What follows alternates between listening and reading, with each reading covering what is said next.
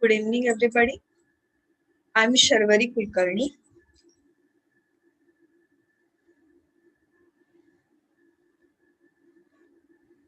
Good evening, everybody. I'm Sharvari Kulkarni. I'm Technical Associate at BDG Lifesciences Private Limited. First of all, I welcome you all to this 2 hour session on immunology and immunotechnology.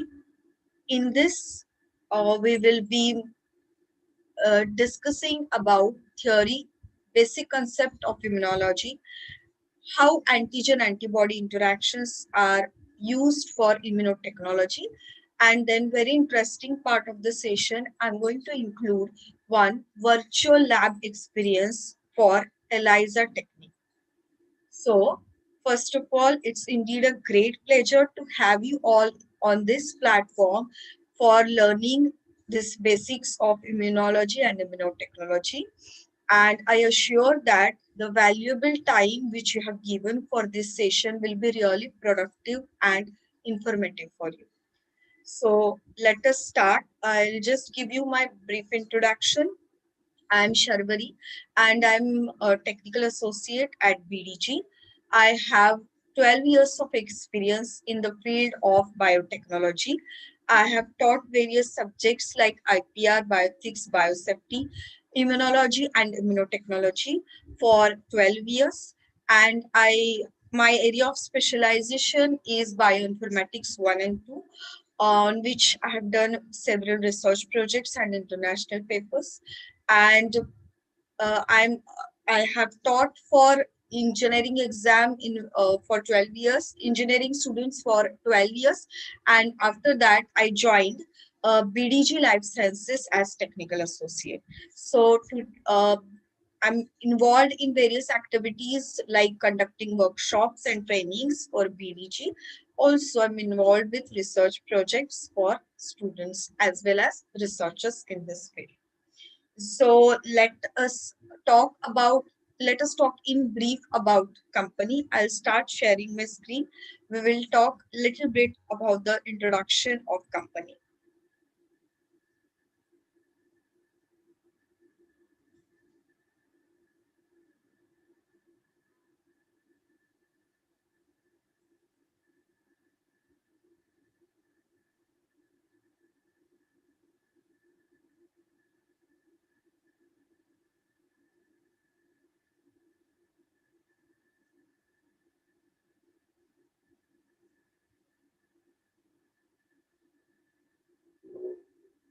Yeah.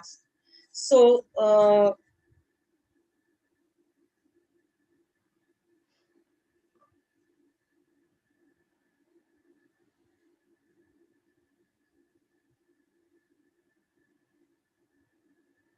yeah, I'll start with brief introduction of BDG Life Sciences. Here we begin.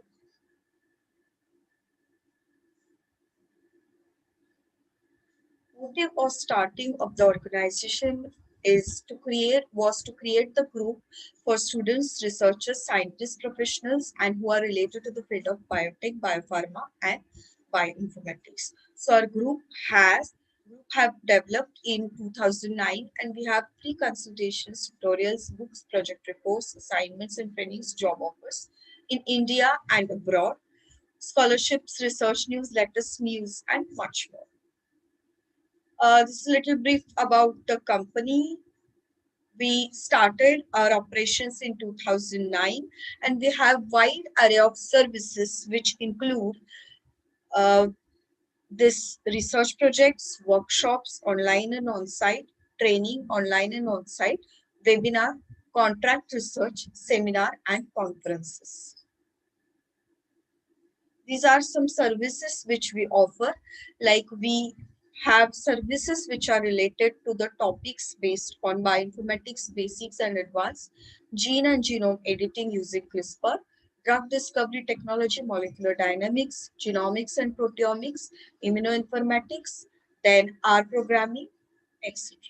So I would like to tell you that please visit our website where we will be providing it in the chat box. So please visit our website where you will come across all the services which we offer, all the workshops and trainings that we conduct. Okay, and it will be really a great pleasure to have you all in our services, and we will be glad to give you all the benefits of our expertise. Okay. Yeah, now I will start with our main topic. So we will divide this topic into three parts. First, I believe all of you are from life sciences background. So you all must be knowing basics of immunology, but I would like to start so that we go in one flow, right from the basics to technology and then virtual. Okay. So first, let us start with what is immune system, cells and organs of the immune system, and then we will see antigen antibody interaction basics. Then we will see how these antigen antibody interactions are used for developing technologies. Then we will discuss various concepts of the techniques which are done in routine immunotechnology. Then we will focus on ELISA, and then we will see how to run the ELISA on simulator, which is going to be really interesting. So now let me start with what is immune system. Immune system is basically a defense system that has evolved to protect animals from invading pathogenic microorganisms and cancer. Now, how this immune system is or it fights is by generating an enormous variety of cells and molecules. These cells and molecules are capable of specifically recognizing and eliminating apparently limitless variety of foreign invaders. So functionally, this is how we define immune system.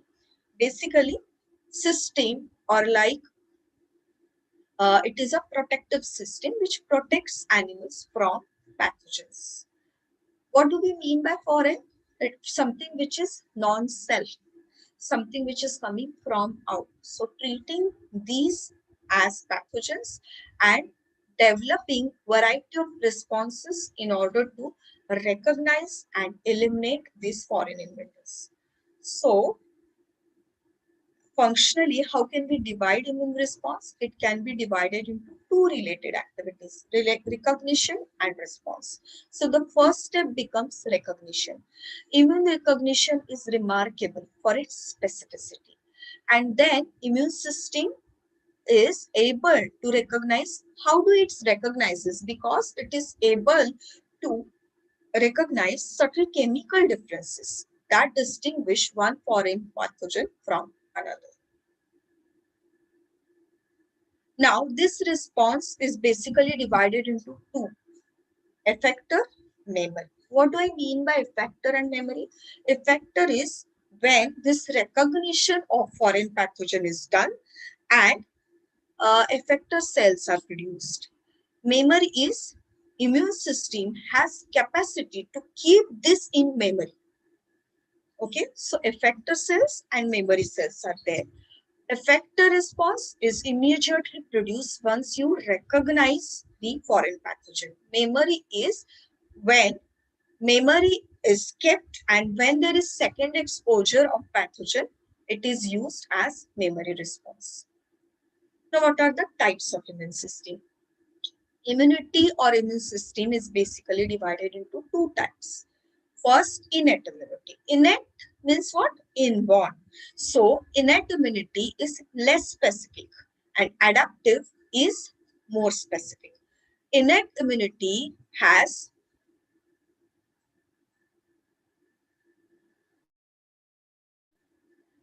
basically these innate immunity components are present before the onset of infection, means they are naturally present in the body and they constitute certain disease resistant mechanisms that are not specific for a particular pathogen. Okay. Unlike this or opposite to this is adaptive immunity. Adaptive immunity does not come into play until there is antigenic challenge to organism. So remember, this is the first most important difference between innate and adaptive. Innate is inborn. Okay, so it is independent of the antigenic challenge. Adaptive is against the response or against the challenge to organism.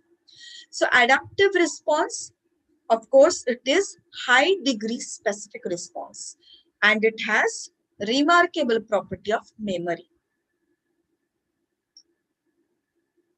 Now, this innate immunity can be seen to comprise what are the most important features of innate immunity.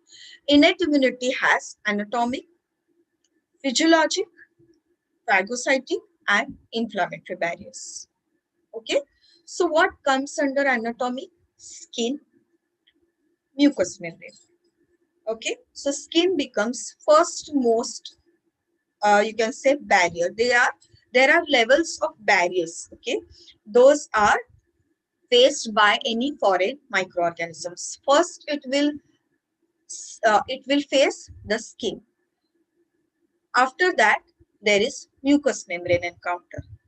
Then you have physiological parameters, which are temperature, pH, and chemical mediators. Physiological barriers means temperature. Temperature is body temperature of organism. pH is pH of like stomach and different organs, which is responsible for killing certain microorganisms. Chemical mediators, interferons, then you have complement system, then you have certain cytokines which are responsible to kill the microorganism. Then you have phagocytic and inflammatory. Phagocytosis you must be knowing. I'll tell you in 2 lines. That is, wherever there is foreign microorganism, there are phagocytic cells which are present in the body. So these phagocytic cells, they engulf the foreign microorganism and there is process of phagocytosis. It is not possible to cover everything in this 2 hour session. So I'll give you briefing of everything and uh, then you can read about it if you are not aware. I'll just tell you the meaning of each term. So phagocytosis is basically engulfment. It is engulfment of foreign microorganism. Then it goes through several steps and these phagocytic cells, they release the uh, fragments of microorganism. Okay. Then you know inflammation. Inflammation is also again a response of innate immunity to kill the microorganism. So this is one chart of summary of non-specific host defenses. Okay, now here comes adaptive immunity. So once the first line of defense is crossed by microorganism and still if it is not able to kill or if it is not killed, then adaptive immunity comes into picture. Okay, so adaptive immunity is capable of it is capable of recognizing and selectively eliminating specific microorganisms and molecules. Unlike immunity of innate response, adaptive immune responses are reactions to specific antigenic challenges. So there are 4 important characteristics about adaptive immunity. First, antigenic specificity. Second, diversity. Third, immunologic memory. And fourth, self and non-self recognition. Antigenic specificity. So as I told you, it is not like innate immunity. It is very specific to antigen. Second, diversity. What do I mean by diversity? There is in adaptive immunity, the cells generate antibodies which are highly diverse in nature. Then immunologic memory. Memory is it will keep this antigen in the memory so that when there is second exposure of the same antigen, it will have its memory and it will show its activity, which is more heightened immune response than the primary response. And fourth is self, non-self recognition, which is very, very important. It has to recognize what is self and what is non-self. What will happen if it does not recognize? Yes, something which is known as autoimmunity. Okay. So now adaptive immunity, how does it work? It requires cooperation between lymphocytes and APC. APC means antigen presenting cells. Effective immune response involves two major group of cells, lymphocytes and antigen presenting cells. So in the lymphocytes also we have two types or two different types of cells, which are B lymphocytes and T lymphocytes. Now what are B lymphocytes and its function? B lymphocytes, they produce antibodies. B lymphocytes also produce memory B cells. So there are plasma B cells or there are effector B cells. So this is how you can see pictorially what is exactly the structure and function of B cell, T cell. Here you have B cells in which you have antigen binding receptor, antibody. This is the antibody, and you have TH cell where you have two important components here, TCR, that is T cell receptor. So like you have antibodies in B cell, you have TCR or T cell receptor in T helper cell. Then you have CD4, which is cluster of determination factor, and for TH cell it is specifically CD4, and for TC cell it is specifically CD8. Then again on the TC cell also you have TCR. So always remember, whenever you are saying TH cell, then it is always CD4++. That is CD4. It has as a marker on its surface. And whenever you are saying TC cell, it will be always having CD8 as a marker on its surface. Then next, T lymphocytes are having TCR, as I told you, but this TCRs, I am just taking the important features of immunity, how it is developed. Okay, so now the next important thing that you have to remember is TCR will recognize only antigen that is bound to cell membrane proteins that are called as MHC. MHC are major histocompatibility complex, and their main function or main function of MHC is antigen presentation. Antigen presentation is done by, there are two types of MHC, class 1 and class 2. Okay, so depending upon class 1 and class 2, the activation of T cells is involved. So always antigen which is presented along with class 1 is recognized by TC, and antigen which is complexed with class 2 MSC is recognized by T helper cell. Okay, it cannot, TCR cannot recognize antigen without MSC. So you can understand how important is the function of MSC. Then this reaction of TCR and MSC will release cytokines. Cytokines are very, very important, and these cytokines will activate entire lymph immune system. Okay.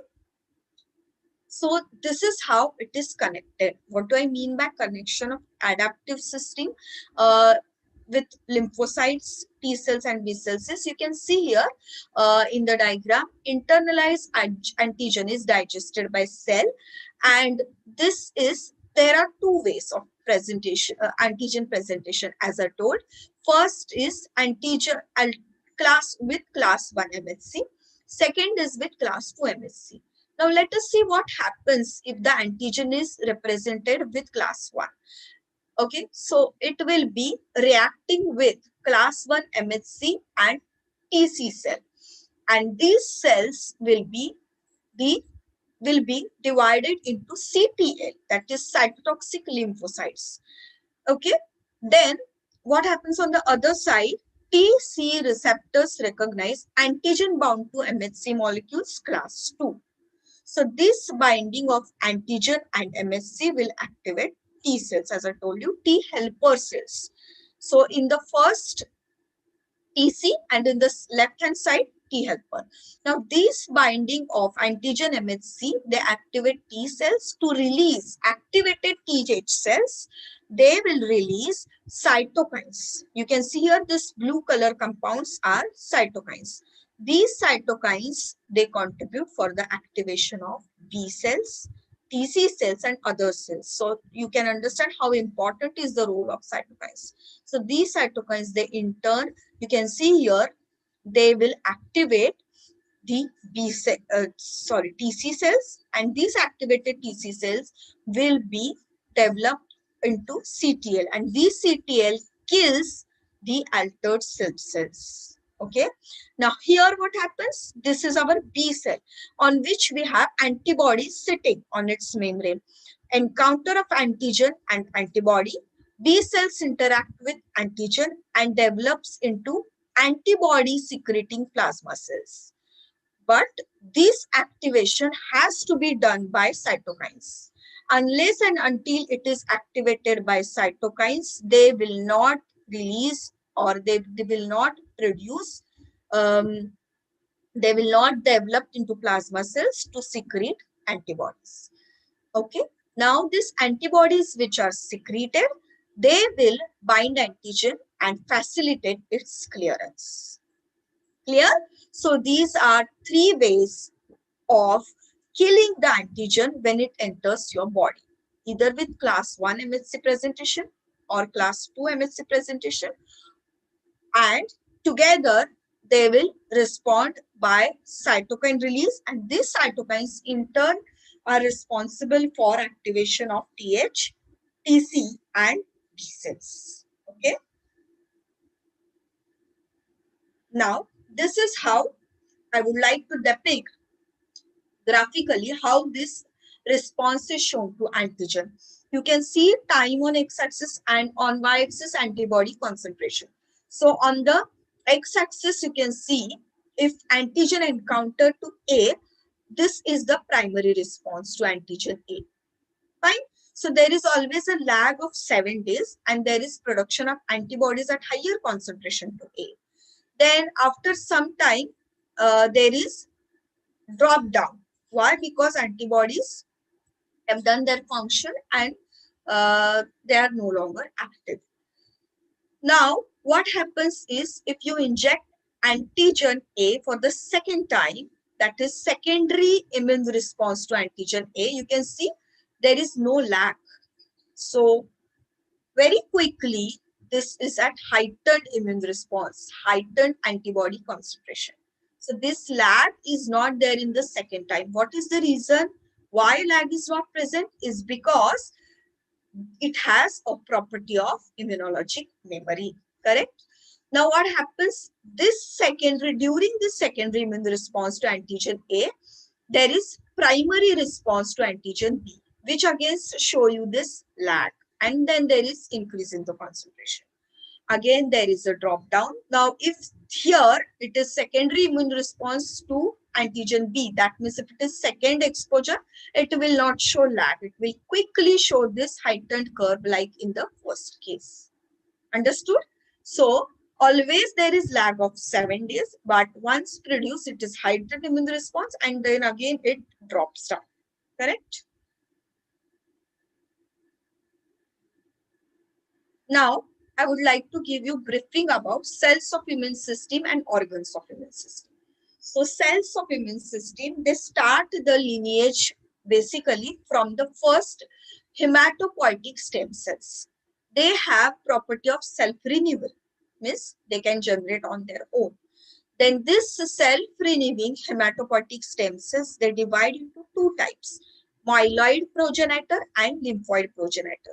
Myeloid progenitor again divides into several types like granulocyte monocyte progenitor, eosinophil progenitor, then you have basophil progenitor, megakaryocytes and eukaryocytes. So this granulocyte monocyte progenitor goes to neutrophil, then eosinophil progenitor develops into eosinophils, basophil progenitor into basophil, and megakaryocytes into platelets. Monocyte becomes macrophage. Myeloid progenitor also divides into dendritic cells. Now here, lymphoid progenitor. Lymphoid progenitor gives rise to natural killer cells. Then T cell progenitor is there and B cell progenitor is there. T cell, as we have seen, there are two types, TH and TC. Depending upon which marker also it presents. Here you can see T helper means, now you should understand what I was talking about. T helper cell means this would be CD4. Yeah, and TC means this would be CD8. Then B cell progenitor, B cells. What is this structure? Antibodies. Then you have from lymphoid progenitor also you have dendritic cell lineage. Understood? So these are all different types of cells which are present in our body. These are all related to immune system, so they are called as immune cells. Now let us see what are the organs of immune system. Organs of immune system are divided into two types: primary lymphoid organs and secondary lymphoid organs. Primary lymphoid organs are thymus and bone marrow. Primary means where the generation of immune cells occurs. Okay. Secondary lymphoid organs are lymph node, spleen, man, and gland.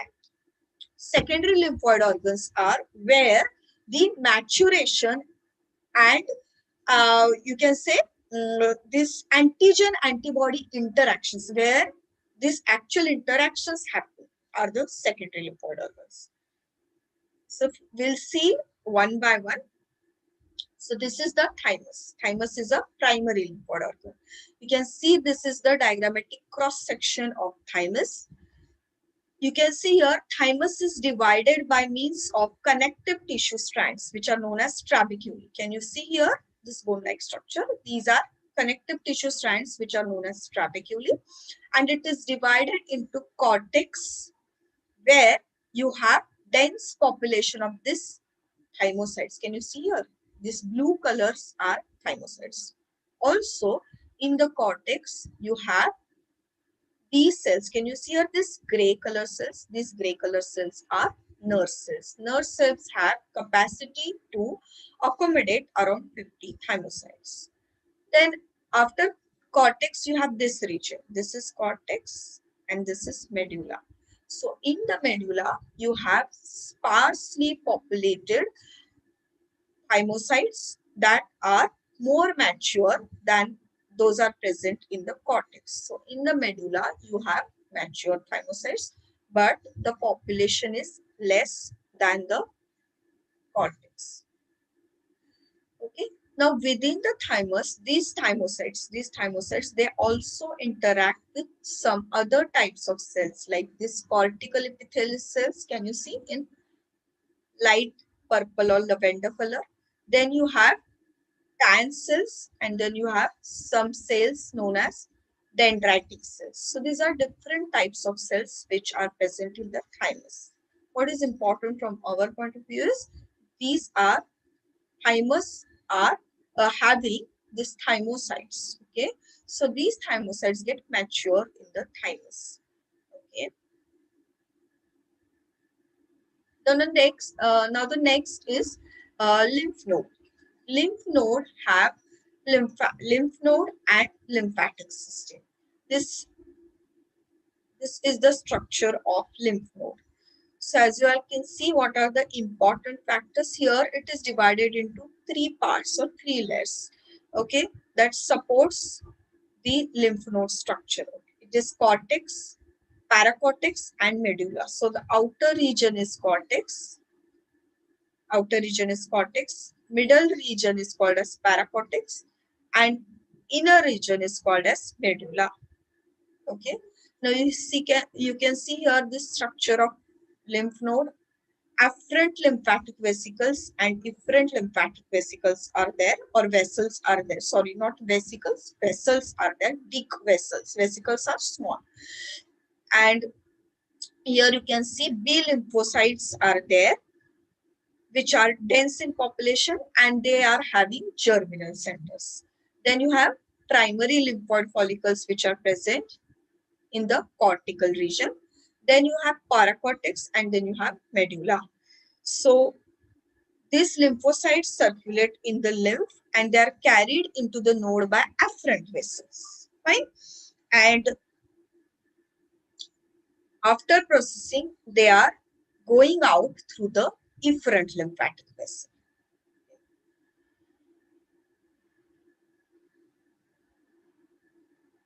Then next is spleen. Spleen is secondary lymphoid organ again.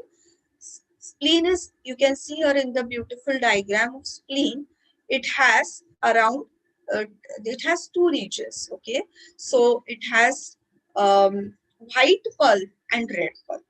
This is the red pulp you can see outside, and this basically this spleen is divided into these portions. Okay, you have this region which is known as red pulp and white pulp.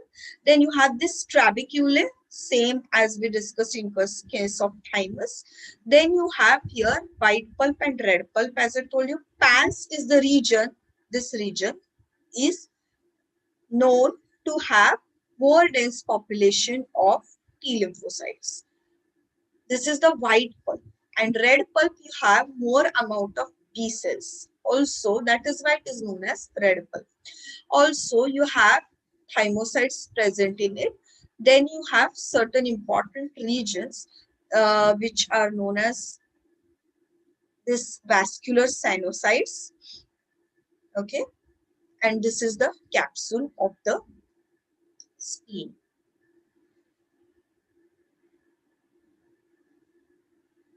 Fine.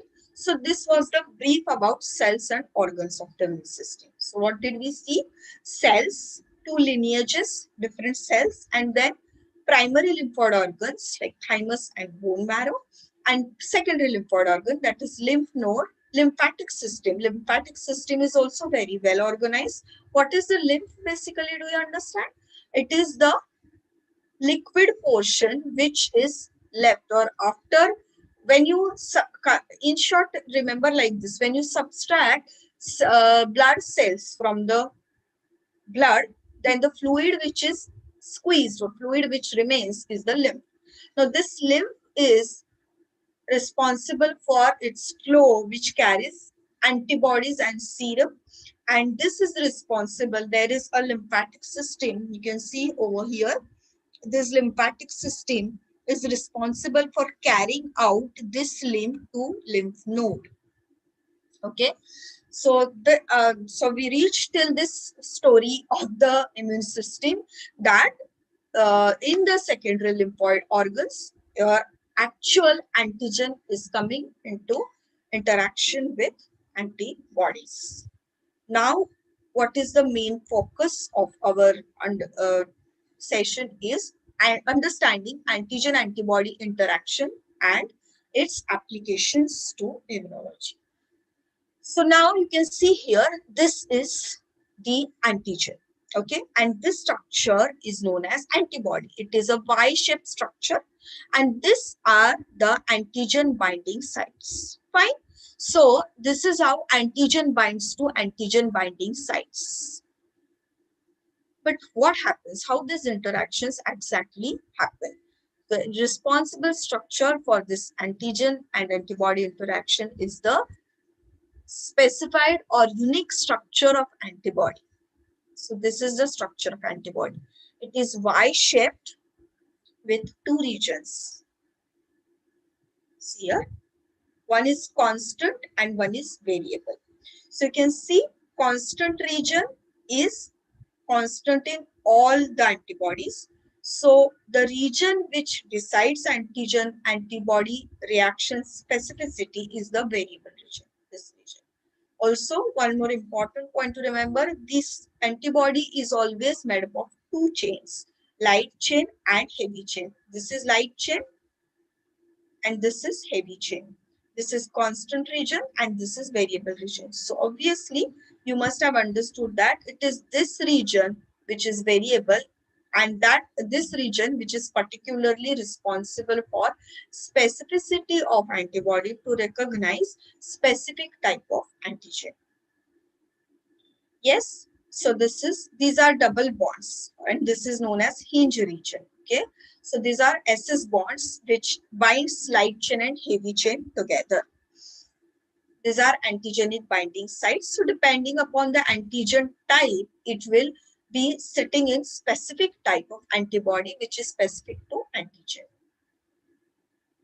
Fine. Yes. So in our body, we have basically 5 types of Ig, right? IgE, IgD, IgG, IgM, right?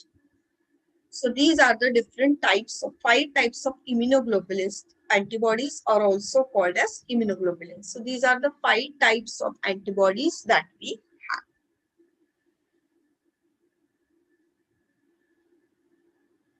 Yes. So now antigen antibody, they are interacting. They will trigger immune response. So suppose this is a pathogen. This I have shown pathogen of bacteria, and these are the antigens, and this are the binding sites of antigen where it is binding to specific antibody. Yeah, so these are the kinds of interactions and forces which are involved during any type of antigen antibody reaction. So this is antigen, this is antibody. There are 4 types of interactions which are mainly involved: hydrogen bond, ionic bond, hydrophobic interactions, and van der Waals interactions. So now implementing this antigen antibody, there are very nice wet lab techniques or excellent wet lab techniques which are developed on the basis of antigen antibody interactions and which are very important for us in the diagnostic purposes. So in the wet lab, we use these techniques in order to develop assays which will detect infections. Now let us see what kind of reactions are there. First, I would like to talk about precipitation reaction. So in the precipitation reaction, as you can see here, these precipitation reactions are antibody and antigen interactions in the aqueous solution. So in the aqueous solution, antibody and antigen, they form a lattice, and this lattice eventually develops into visible precipitate. So you understand, for antibodies to precipitate and to form a lattice, it will obviously need bivalency, right? Monoclonal antibodies and polyclonal antibodies I've shown in the picture. Monoclonal means what? Against a single epitope, against a single antigen. So monoclonal antibodies, they cannot form lattice or precipitate. It is against a single antigen. Polyclonal antibodies means it has more than one epitope on its surface. So you can see in this diagram clearly that there are 3 types of epitopes and there are different antibodies which are associated with one antigen. So because of which they are coming together and they are forming a lattice. And that is how precipitation happens, right? Now, if I would like to depict this precipitation with the help of one curve, which is known as precipitation curve. Basically, how do we plot this precipitation curve? It is the plot of the amount of antibody precipitated with increasing antigen concentration. So as you can see here, on x-axis you have antigen which is increasing in the increasing concentration. On the y-axis, antibody precipitated. So first region you can see is the drop or lag region. You can see there is, it's growing. Okay, so in this region you have antibodies in excess. So this region is known as antibody excess zone. Understanding? Then you have equivalence zone. In the equivalence zone, you have antibodies and antigens in equal amounts. So it is known as equivalence zone. This is important from our point of view. It is the region where there is equal concentration of antigen and antibody. Then you have antigen excess zone. Why? Because antibody concentration will decrease over the time.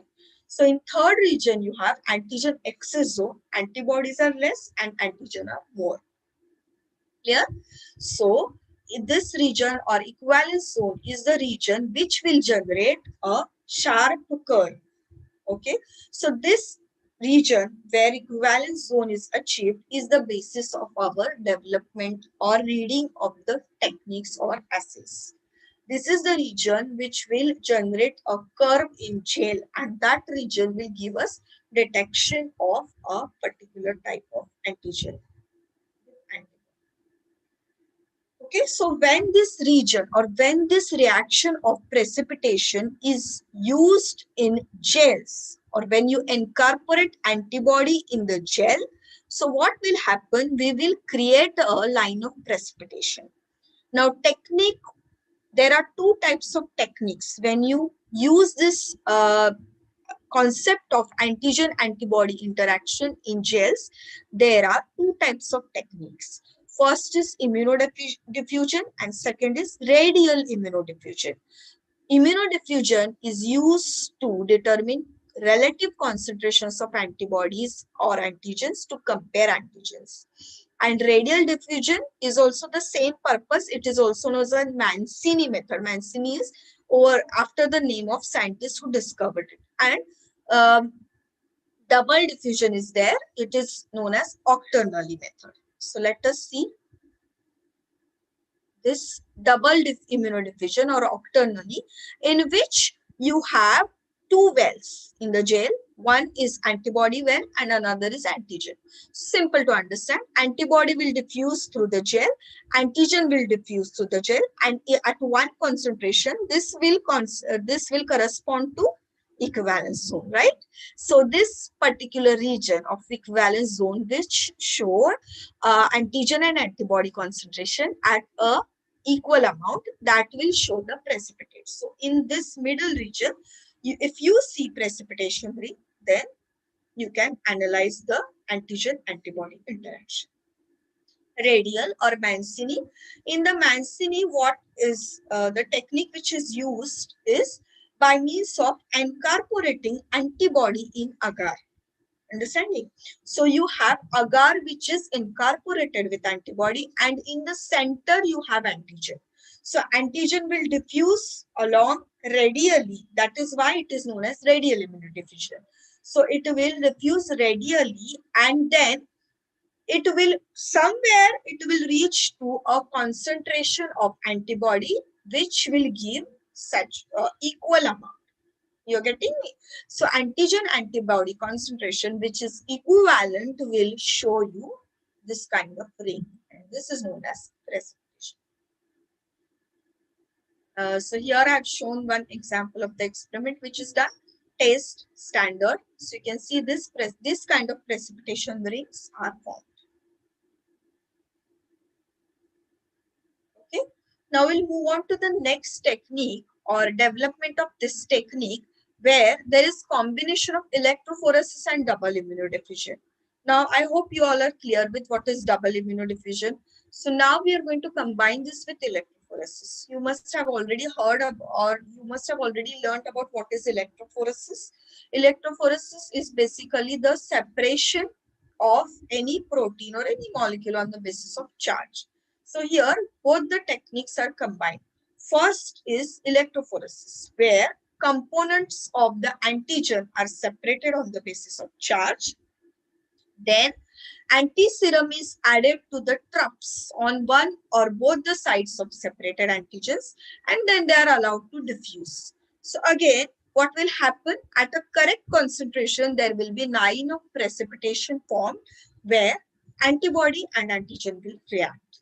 Now, immunoelectrophoresis is used where it is used in the presence of absence of proteins in the serum. So see here, this positive, negative. First, there is antigen preparation, where this antigen is separated into the component antigens. Then antibody, here you can see in this trough, antibody is added. So what will happen? This antibody will cross, or it will start moving in the gel, and then it will reach one particular concentration of antigen, and there in this area, in this area you can see your precipitation rings which are formed. These are the regions, or these rings are nothing but your antigen antibody interaction. So this one example, I will just go through it. This is a patient's myeloma cancer is usually detected with the help of immunoelectrophoresis. You can see here in IgG and lambda, there are rings which are formed. Yeah, okay. But in the M, there is no ring form. Then comes agglutination reaction. So agglutination reaction means interaction between antibody and antigen, which results in the clumping. So first in the precipitation reaction, we discussed about formation of precipitation. In agglutination reaction, we are discussing clumping. So there is visible clumping, which is known as agglutination. And antibodies that produce such reactions are called as agglutinins. Okay. Now, this agglutination reaction are similar in principle to precipitation reaction, as they also depend on the cross-linking of polyvalent antigens. What is the best application of this agglutination reaction that we are going to discuss? It's the reaction is used very frequently in test kits. Okay, so home pregnancy test kit. I would like to take example of home pregnancy test kit, which determines the presence or absence of HCG. HCG is human chorionic gonadotropin.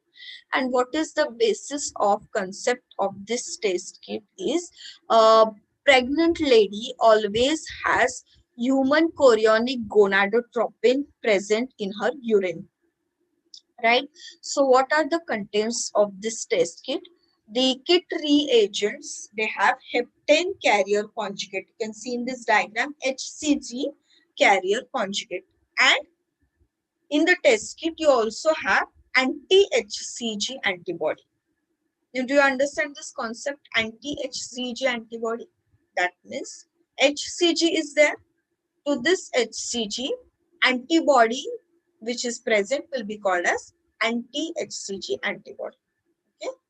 So then what is the test procedure? Test procedure is to the urine sample, anti-HCG is first added, right? Then it is incubated. Then HCG carrier conjugate is added, and then observation for clumping is done. Now there are two types of possible reactions.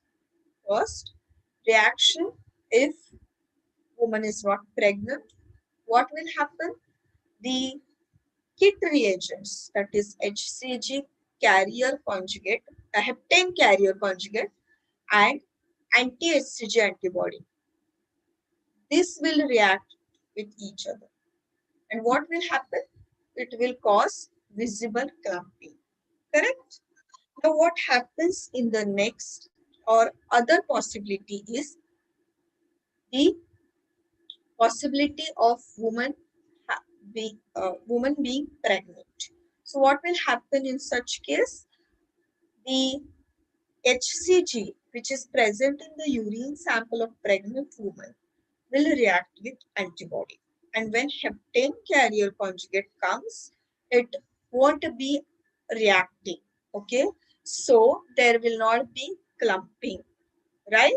So because HCG was already present in the woman who is pregnant, there is no clumping when the test reagents come as HCG conjugate or heptane carrier conjugate and anti-HCG. So they remain separate and there is no clumping. Understanding? So this is how the agglutination reaction is used as an application for determining the presence of HCG, which in turn tells us about the pregnancy of woman, positive or negative result. Yeah. So now let us move on to the next part. And this is how the simple kit for a pregnancy test looks like. Okay, so let us now move on to the next part, which is radio immunoassay. It is one of the most sensitive technique for detecting antigen or antibody, radio immunoassay. This technique was first developed in 1960 by two endocrinologists, Person and Yallo. They also got a Nobel Prize for developing this technique, and it was first done for insulin and anti-insulin complexes in diabetes. So this Nobel Prize winners for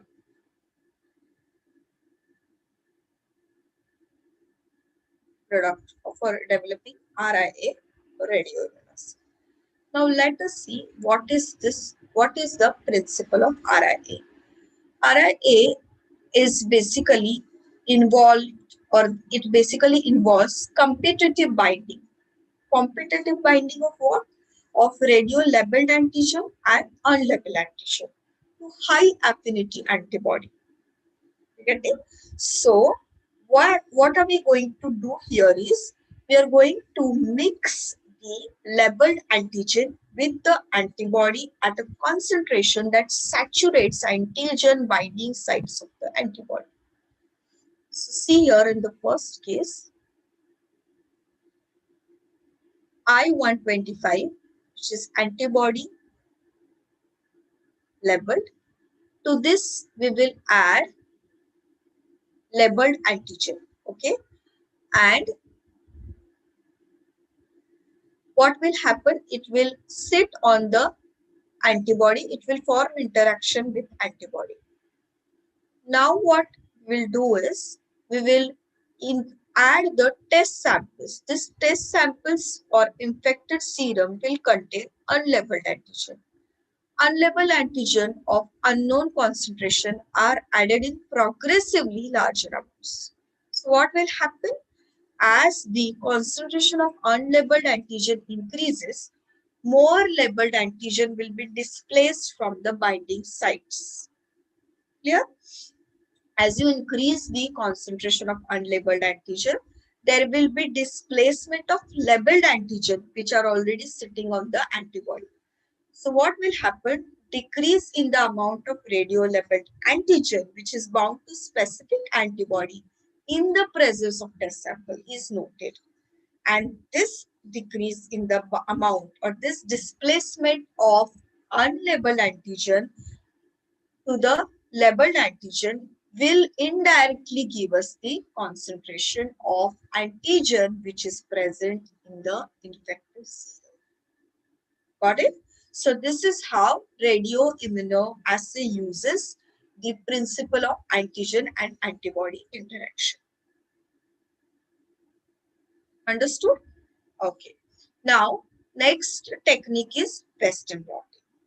In Western blotting, there is identification of specific protein and which can be done by how it is used. This procedure is mostly it is used. This is a very, very important technique in order to detect HIV. Okay. So see here, in Western blotting, what do we do is again there is a separation of proteins on SDS page. You know what is SDS page? It is sodium digoxin sulfate page or polyacrylamide gel electrophoresis, which is used for separation of proteins specifically.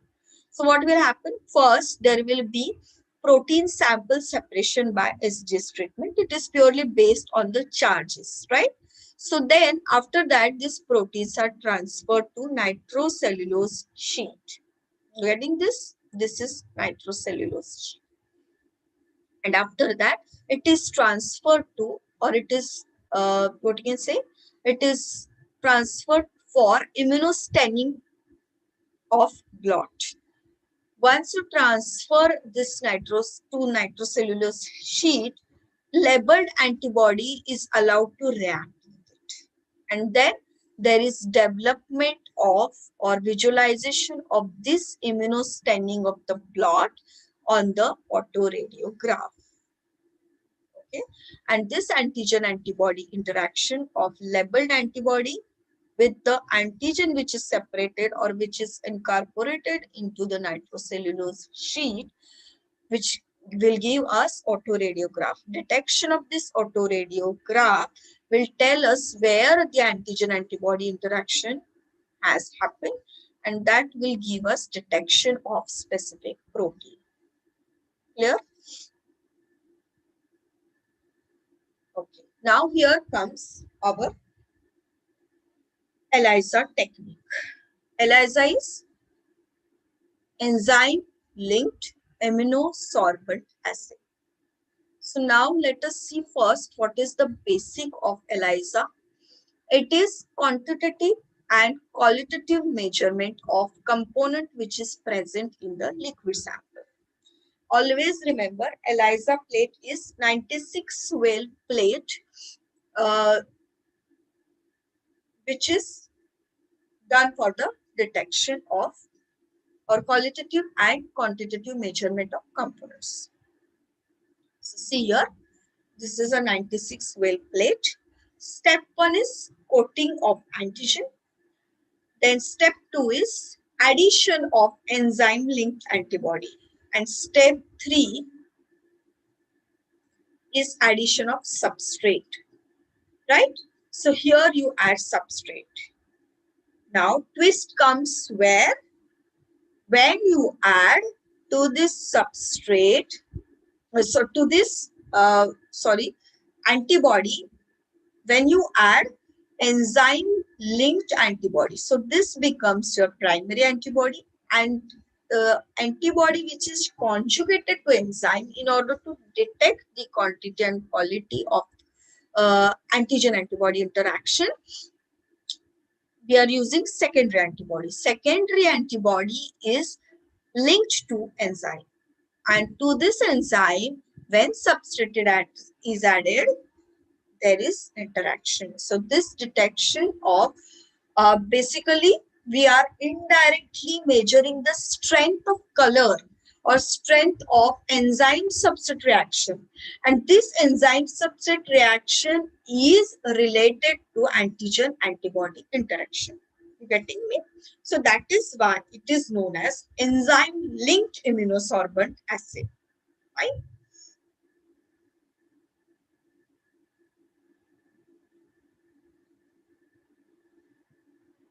This is the technique, indirect ELISA, in which you have antigen coated well. It is washed with, then it goes through certain steps. Okay. Now you wash this, you add a specific antibody which is to be measured. Then there are certain washes. We are going to see it step by step when we discuss virtual lab. Then you add enzyme conjugated secondary antibody, right? This enzyme conjugated secondary antibody is reacting with primary antibody. Then there is a wash. There is again a reason for each and every step which is done in ELISA. So why these washes are needed, that also we are going to see when we discuss virtual lab. Then you add substrate and measure the color. This substrate enzyme reaction will give us a color. Why? Because we are selecting chromogenic substrate. That means color detecting substrate. Then you have sandwich ELISA, in which here, unlike antigen coating, we are using antibody coated well. To this, we are going to add antigen which is to be measured, and then we are going to add, after a wash, we are going to add enzyme conjugated secondary antibody. And then we are going to add substrate and measure the color. So you can see here why it is called a sandwich, because our antigen is sandwiched between two antibodies, primary and secondary. Okay. Now let us move on to the Immunology Virtual Lab. We will launch this simulator for ELISA and do each of these steps one by one. So I'll stop with the presentation and we can actually go to this link and perform ELISA. After that, we will come back to immunoprecipitation, immunofluorescence. Okay.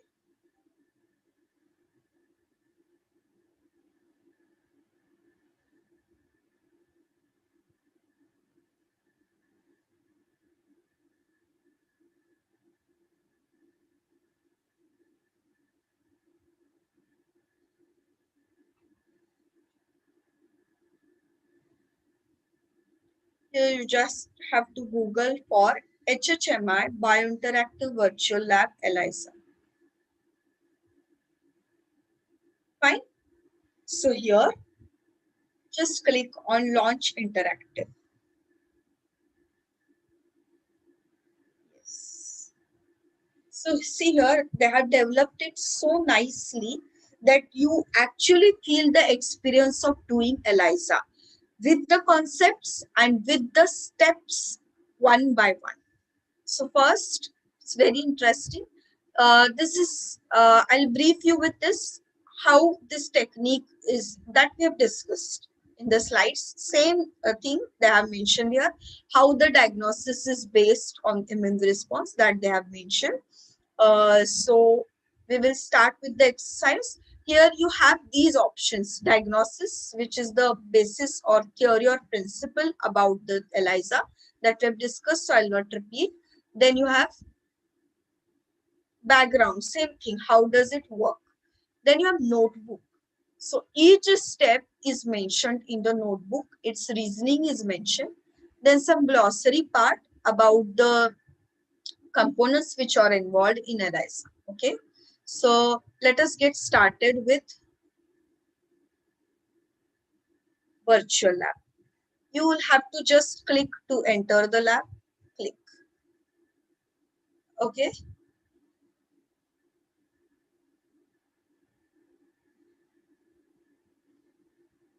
Now,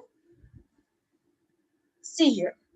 The person says, Doctor, I need some ELISA assays to be done on the blood samples quickly. I just drew 40 ml of blood sample from 3 patients, A, B, and C. I need you to check for systemic lupus erythematosus disease. Use the reagents and supply on the lab bench to test for SLE anti-DNA antibody. Good luck. You understood what is our experiment or exercise? It is basically to detect APC samples, whether they show presence of SLE antigen or not. Understood? So now this person is carrying 3 samples in his hand. We are going to click to continue. See here. So you have rubber gloves. We'll click on the rubber gloves to start. This is the centrifuge. We will click here to obtain the serum first. What is the role of centrifugation? It will, yes. So it will, what will happen after centrifugation? We'll get the samples which are free from blood cells, and which will be only the serum.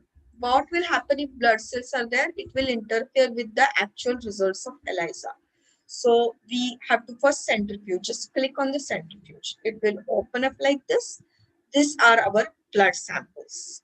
Now we'll lower these blood samples into the centrifuge. For that, we will click on this blood samples. Fantastic. Yeah, A, B, C are loaded. Now we'll click on the centrifuge. It will be closed. Then it will centrifuge the blood samples. Now we'll click the blood samples to remove them from the centrifuge. They are again back into their place with the centrifugation done. Okay. Now we will transfer these 3 samples for dilution. We are going to make dilutions of these samples. Okay. So first let us get started with serum A. Now the next task is to create the serial dilutions. So how are we going to do it? Let's see. We have our large volume pipetter here. We will click on this. Then you have to set up these settings by up and down arrow in order to add the amounts or drop button on the pipetter and set the amount. It will tell you exactly what amount is to be added and how to make. I'm sure most of you must have done in the wet lab this serial dilutions. So how do we make it? 1:2. So 1:2, first dilution is 1:2. So for that, we will click on the up and down buttons. Okay. So 1,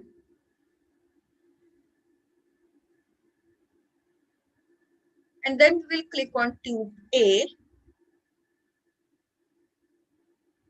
It will draw 1 ml from A, transfer it to append drop and discard the tip.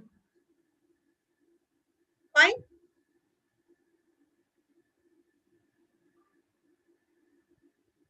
Then the next step,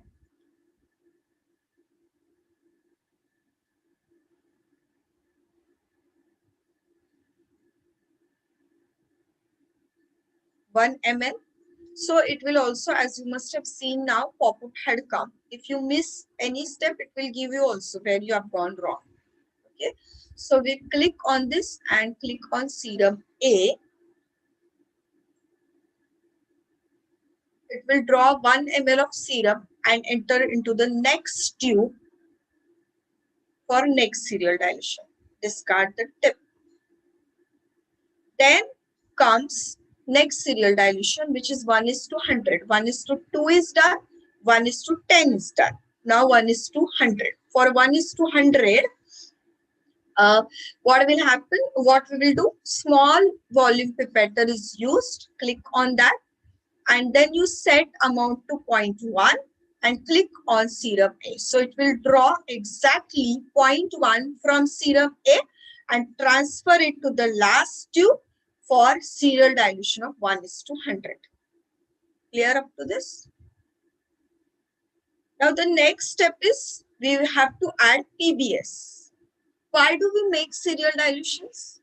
In order to understand, and in order to understand what amount is present. So highly diluted samples will not show any amount of antibodies. So it avoids giving you false positive and false negative results. So we are adding, or we are making serial dilutions in order to avoid, or in order to get accurate results of ELISA. Now, these dilutions are made with the help of PBS, that is phosphate buffer saline. Why PBS is preferred is because this PBS has amount of salt which is present, and that amount of salt which is present is equivalent to the salt present in our body fluid. So we prefer PBS. So it avoids the solution form becoming too acidic or too alkaline. So for that we use PBS. Now what is the next step? We are going to use this PBS and make this serial dilution complete. So we'll click on the buffer to make serial dilutions. Again, we will adjust the arrows of this pipette in such a way that it gives you correct dilution. So the first dilution is 1:2. We will have to add 1 ml, right? And then we will click on the 1:2 tube. So first, previously we have taken the sample. Now we are taking the buffer. So first tube is ready, right? Discard the sample. Now the next tube, you have to set up this to 9. Yes. So we will set up this to 9 so that we get the next dilution, which is 1:10.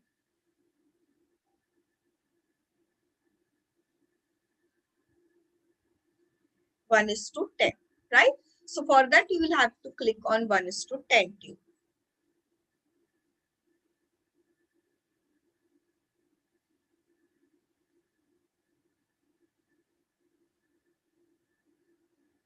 Then the last, it is 1:100 dilution. That means 9.9 ml of PBS is needed.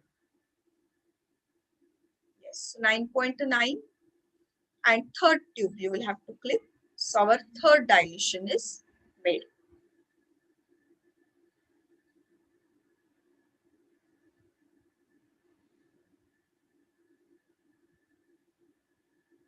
Fantastic. Okay. Now we will click on each of this tube. What is the purpose? To mix the dilution. So we'll click. Click.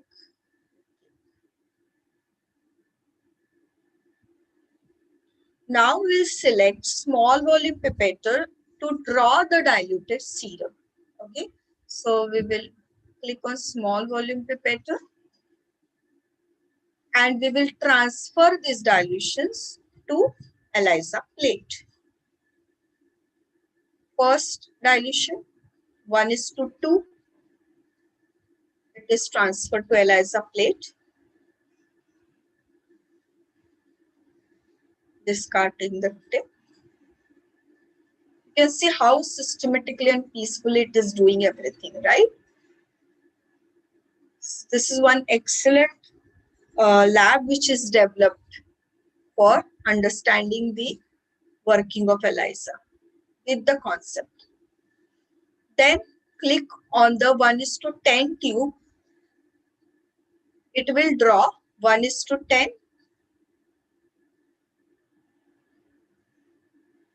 Fantastic.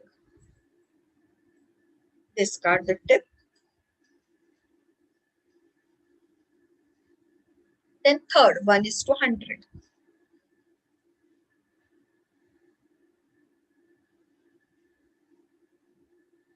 Fine.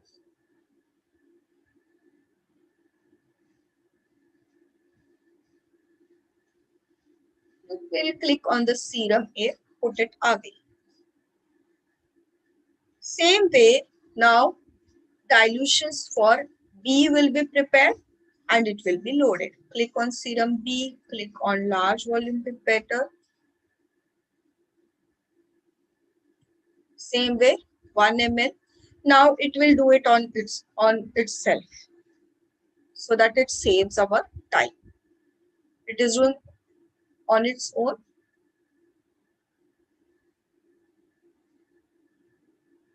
Same way you can observe it is preparing dilutions for B.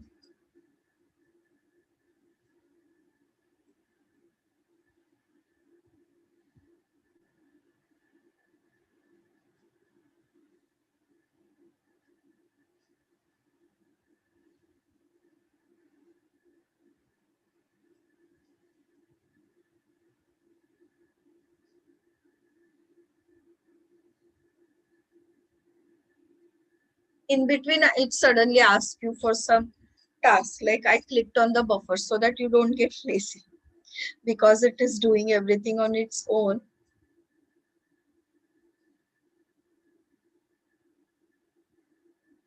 So this is how, and so you are understanding why each and every step is performed, right? I'm telling everything in detail. What is the purpose of serial dilution? Why are we using buffer?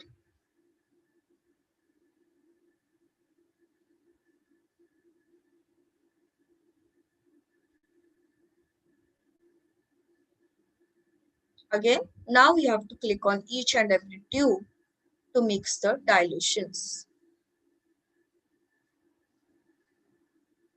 Again, the same way, you'll click on small volume dip and it will draw the same way which we have done for A. It will draw again for B.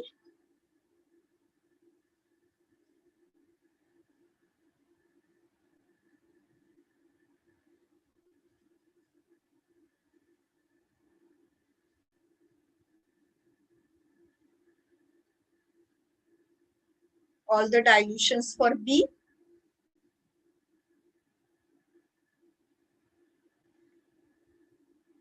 All the dilutions for C.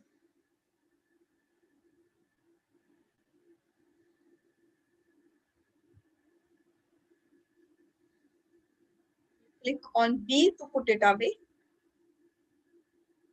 Now all the dilutions have been prepared. Now our ELISA plate is ready.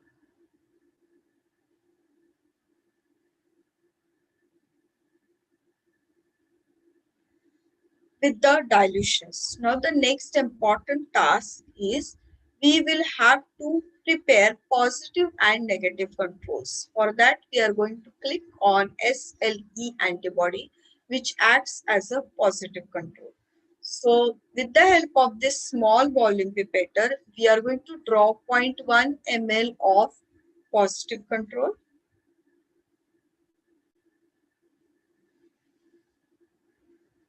Fine.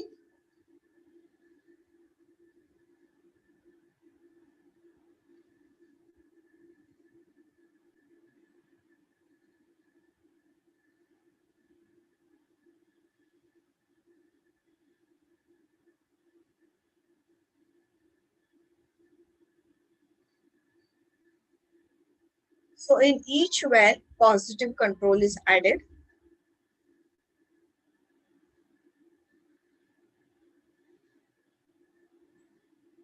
Then negative control. Of course, negative control will be your buffer, right? So negative control. Now, what do you think? What is the purpose of positive and negative control? Yes, in order to compare and understand what is the false, if there are any false positive or false negative results. So in the wells, wherever there is color which is developed, there you can say that antigen is present. So we have to compare this with and color intensity of and positive and negative control.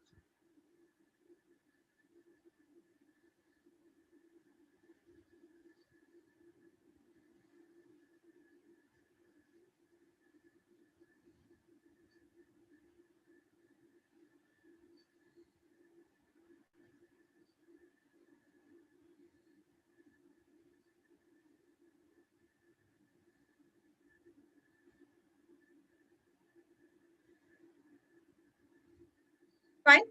So now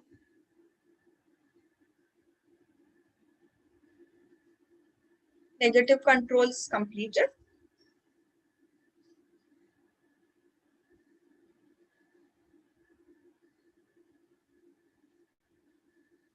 Now we are going to click on ELISA plate.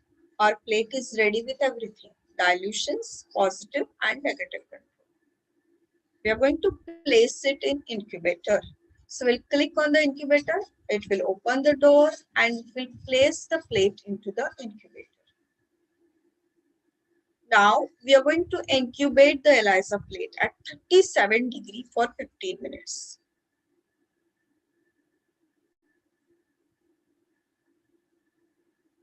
Click on the green button. We have adjusted. No, we have not yet adjusted the temperature to 37. You have to adjust it to 37. Now we click on the green button to start. Next question. Why 37 and 15 minutes you think? 37 is because body temperature is 37 or body temperature is 37.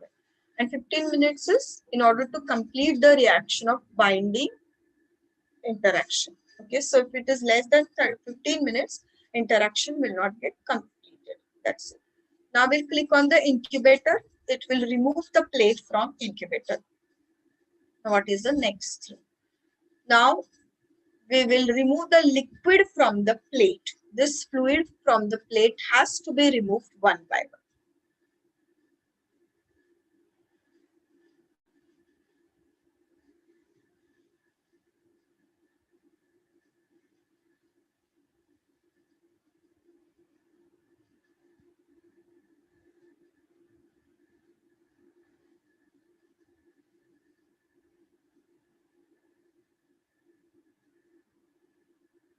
Simply click on it, it will remove all rest of the liquid. Okay. Why do you think we remove the liquid?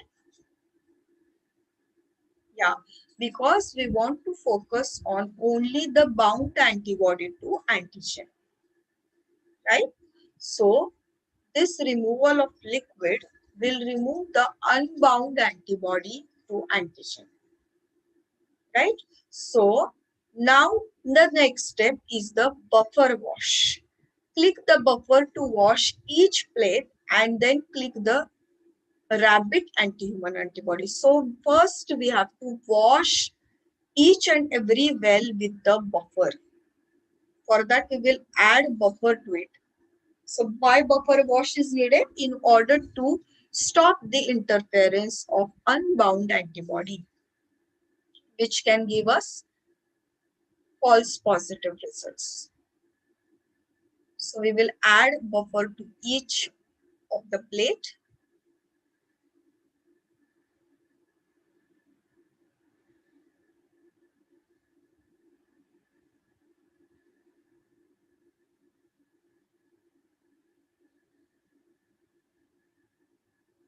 Then again, we will remove the buffer from the plate. We have to remove it, right?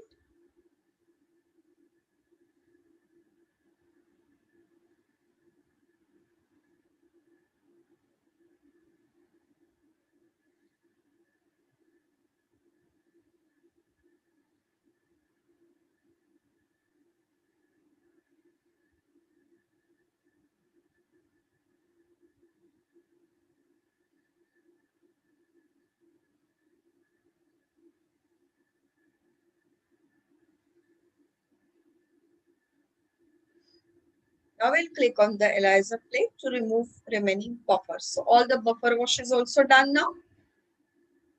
Do you understand what is the purpose of buffer wash? Yeah. So in order to stop the interference of unbound antibody. Now next important step which comes is rabbit anti-human antibody is added. How do you understand by rabbit anti-human antibody?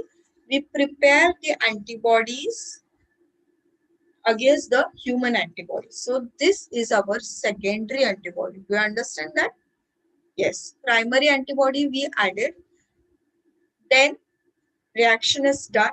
Now we are adding secondary antibody, which is conjugated to enzyme, and that is nothing but your rabbit anti-human antibody. That rabbit anti-human antibody is going to tell us whether it has or whether the sample of the patient has presence of particular antibody against SLE or not, right? So we're going to click on small volume pipetter in order to transfer rabbit anti-human antibody to the wells.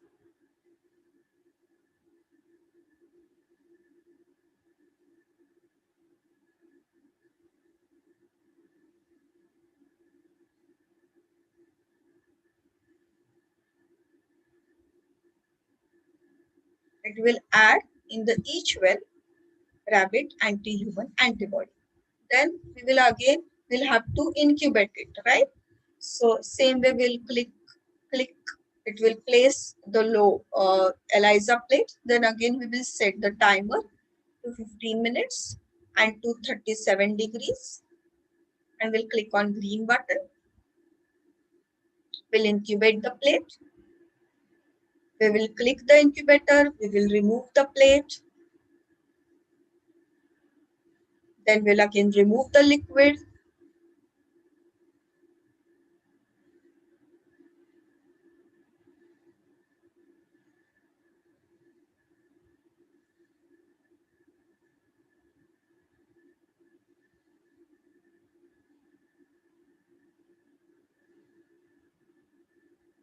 Liquid is being removed, right?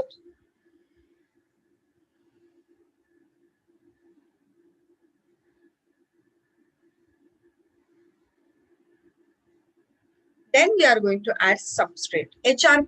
HRP means horse reddish peroxidase, which is our substrate. It is HRP conjugated antibody. So now we will add HRP substrate. So HRP substrate will be added to each and every plate of the well of the plate.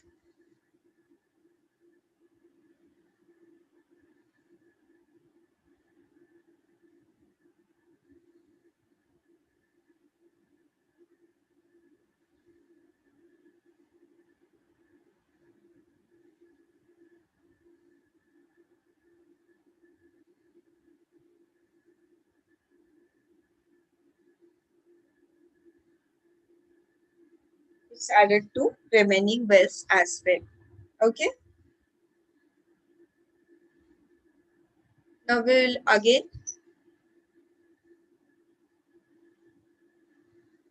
click on the ELISA plate. Now our test is being completed.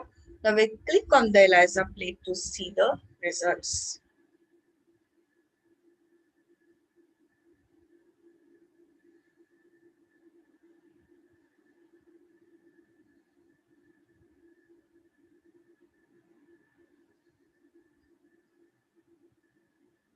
Sorry, I missed two. Yes. Set the timer. ELISA plate is run. Fantastic. So that this is how we got our results. Now we will record our results in the notebook window. So wherever we see our colors, wait a minute.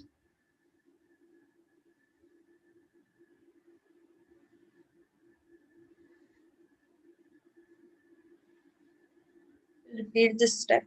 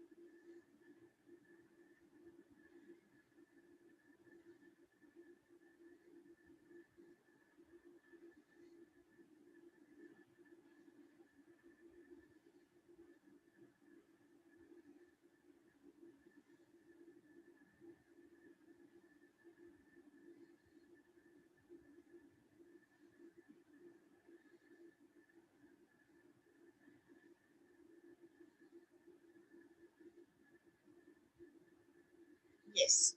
So now we will record our result in the notebook window. Wherever you see the color, we are going to click on the ELISA plate. So we'll click here 1, 2, 3.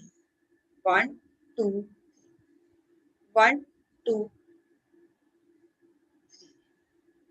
positive 1, 2, enter. Yes. So it is telling me that I have completed ELISA. Click here to see the result. Okay, so if it is completed, here it is giving me that result is either a false positive. So if it is done correctly, that means somewhere it has gone wrong. So it has shown that our plate looks like this. If it has, means if the patient C does not have SLE, it would give negative or blanks in this C and positive and negative. So depending upon which wells are correct, okay, so see here, it is also giving me where I have gone wrong in the step. Step 9, ELISA plate was not washed. So that is why we yielded a false positive. So let's go back to step 9 and redo it, and then we will check again the result. So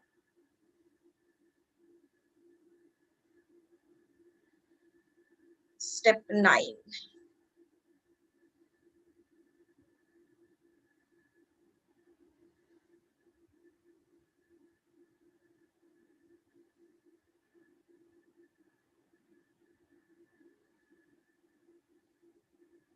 Jump ahead. We can do this jump ahead. Go to 9th step.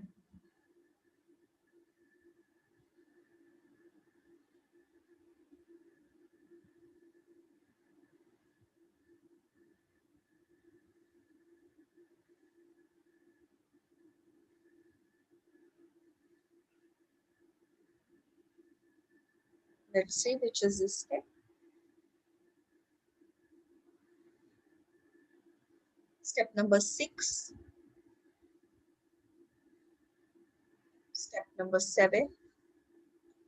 Step number 8. Step number 9.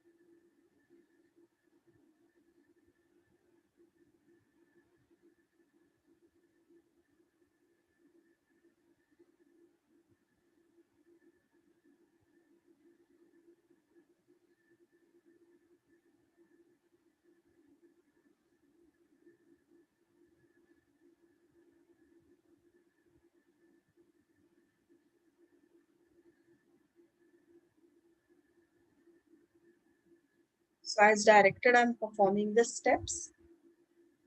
So see here how accuracy is needed, and if you miss some single step also, it will tell you correctly where you have gone wrong, and you will tend to get false positive or false negative. If I wouldn't have skipped this step number 9 of washing the buffer, we would have got we wouldn't have got false positive result. Okay.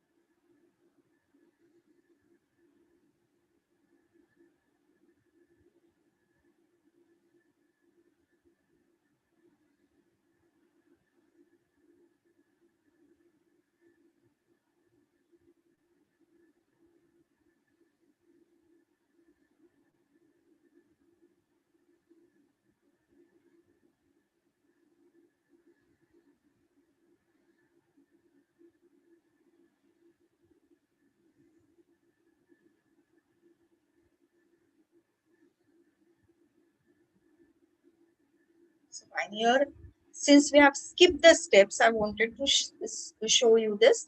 Since we had skipped the steps of initial additions, it has not given any color. So there is no result record in the notebook window. So if we follow step 1 to 12 correctly without any mistake, you would get result. Wherever there is no color, you don't have to enter cross over here, and you will enter the data, and then you will get the ELISA plate result. So all the results are recorded in the notebook, and you can save your results. Okay. So I believe you all have understood how to operate this virtual lab. It is very simple. You can do it, and you can try it for yourself. You have to just, as we did from the beginning, you have to just, as directed, you have to just make a click one by one, and then you will get color indications in this notebook window. According to the colors which you get in the notebook window, you have to check the boxes, and it will tell you analysis of the experiment which you have done. Understood? So this is about the understanding of, I believe you all are clear with the ELISA concept, its working, antigen antibody interaction, and how to work on it in the virtual immunology lab. Fine. So this all I wanted to cover in the module of or workshop on immunology, immunotechnology. This is how you operate virtual immunology lab. Now, this one technique I have included since it is only a 2-hour session. So you can explore for yourself, or else you can do it for different techniques. There are virtual labs of now. This, I hope my purpose of including this is sort how to operate the virtual lab. So there are certain experiments which are included in the virtual lab of immunology like this. So you have other techniques also, SDS page, 2D page, gel electrophoresis. Then you have different techniques of microbiology also. So this is one good exposure of development of virtual lab techniques. In order to understand, it gives you live experience of working in the labs. Okay. So now I will go back to the two concepts which I wanted to discuss in this application itself. So this, you can note down this link. It is HHMI's Bio Interactive. In this link, you will get, there are not much experiments. People are still working on developing this virtual lab. IITs, ICTs, all these institutes are working on the projects of virtual lab. Some only 2-3 experiments of immunology lab are developing virtual, like ELISA, and 2-3 more techniques. You can search this on HHMI's Biointeractive, and you can practice for developing or learning how these experiments are done in lab. So this is the best way you can do it in this lockdown period, because labs are not working. You can learn it in virtual and you can apply it. So I am sure this 1 month step of ELISA, they have given it so properly that when you enter the lab, you will not fumble. You will just have to get hands-on to whatever you have learned. So one by one, you will transfer the buffer. One by one, you will transfer the sample. So take the benefit of these techniques which are developed and learn it.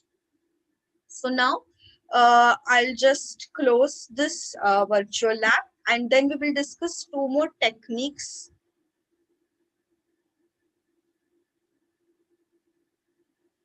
I'll go back to presentation, and then we'll discuss 2 simple techniques: immunoprecipitation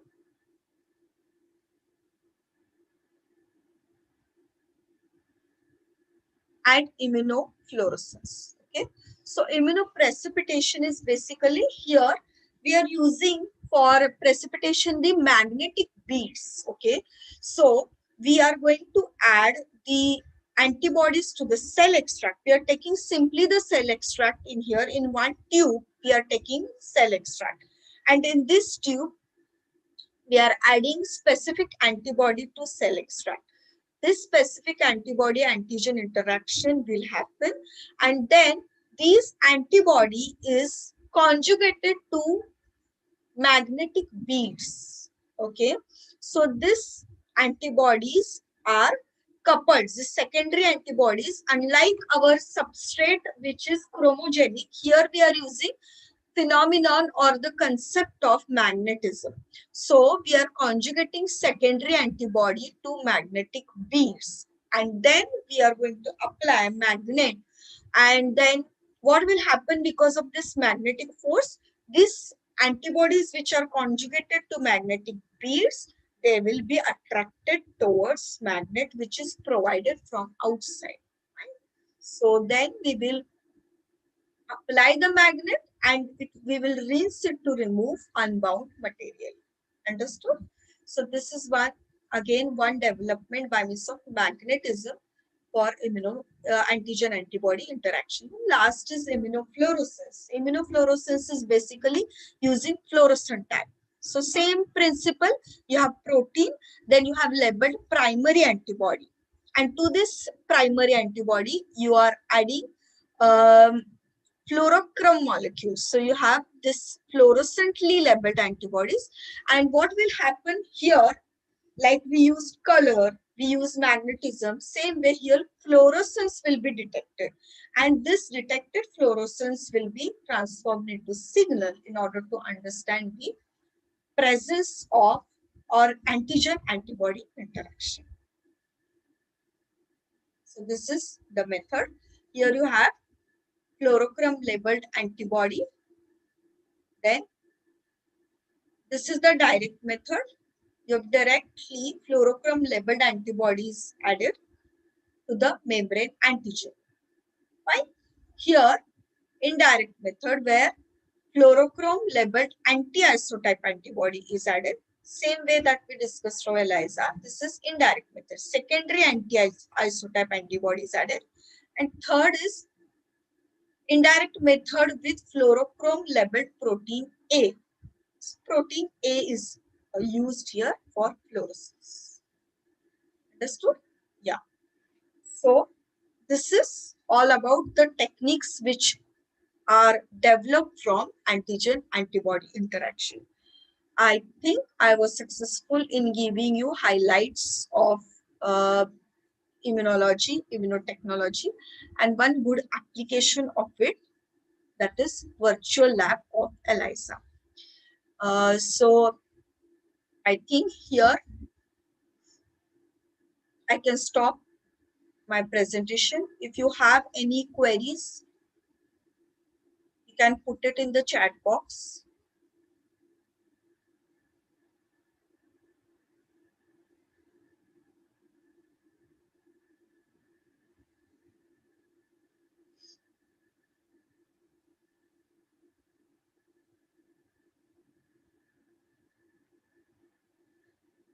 Yeah, so this is the one workshop, one ELISA by means of virtual lab I have included. Hope you have understood it, and we will be soon launching virtual lab workshop for all other experiments. In that, I will try to cover all the uh, v- other experiments also which are run on the virtual lab. Okay, so please visit our website for the for this upcoming schedules of the workshop. Please take the advantage of services which we offer. If you have any doubt, you can please put it in the chat box. You can raise your hand and we can unmute you for the discussion.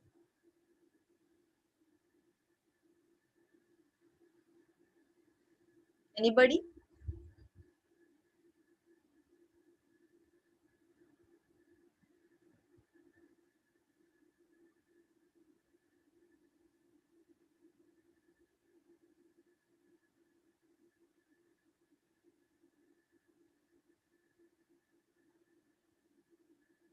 Okay, so shall we end the session? I hope you all have understood everything and it was productive for you.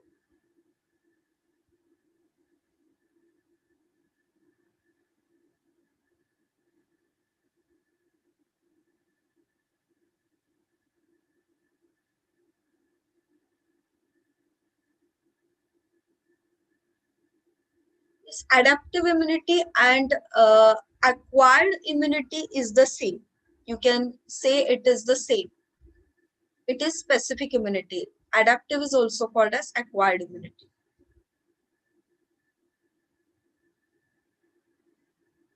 Thanks a lot if you like the presentation, and do keep in touch with us for more and more interesting and useful workshops and presentations.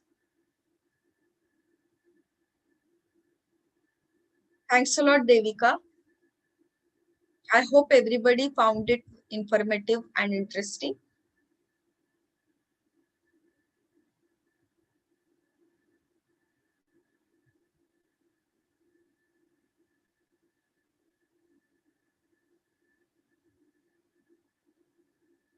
Thanks, everyone. Thanks a lot.